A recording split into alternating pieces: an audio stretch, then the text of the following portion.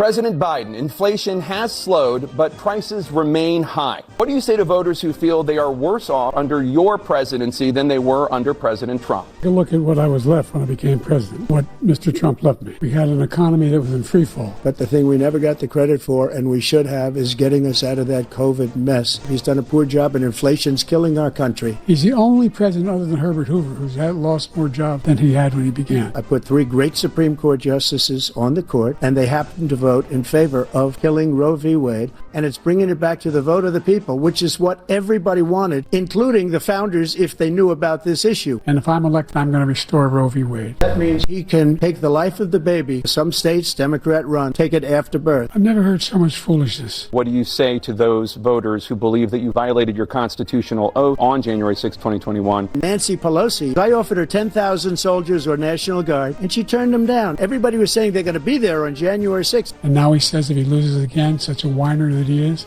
that it could be a bloodbath. The only person on this stage is a convicted felon is the man I'm looking at right now. After a jury convicted you of 34 felonies last month, you said if reelected, you would have every right to go after your political opponents. Can you clarify exactly what it means? When he talks about a convicted felon, his son is a convicted felon. Joe could be a convicted felon with all of the things that he's done. Think of all the civil penalties you have of having sex with a porn star. I didn't have sex with a porn star. Flashback. I did try and her. She was married, and I moved on her very heavily. Grab him by the foot. End of flashback. What do you say to black voters who are disappointed with the progress so far? I don't blame him for being disappointed. His big kill is the millions of people that he's allowed to come in through the border. They're taking black jobs now. There was no inflation when I became president. You know why? The economy was flat on its back. He decimated the economy. There were no jobs. There's a reason why we have the fastest growing economy in the world. And by the way, those 15 Nobel laureates he talked about being phony, they all said that if Trump is reelected, we're likely to have a recession. And by the way, worst president in history, 159 presidential scholars voted him the worst president in the history of the United States of America. This guy's 3 years younger and a lot less competent. Will you pledge tonight that you will accept the results of this election, regardless of who wins? If the election is fair, free, and I want that more than anybody, I wish he was a great president, because I wouldn't be here right now. And we're a failing nation because of him. He will drive us into World War III. You want a World War III, let him follow and win, and let Putin say, do what you want, NATO. We're needed to protect the world because our own safety is at stake.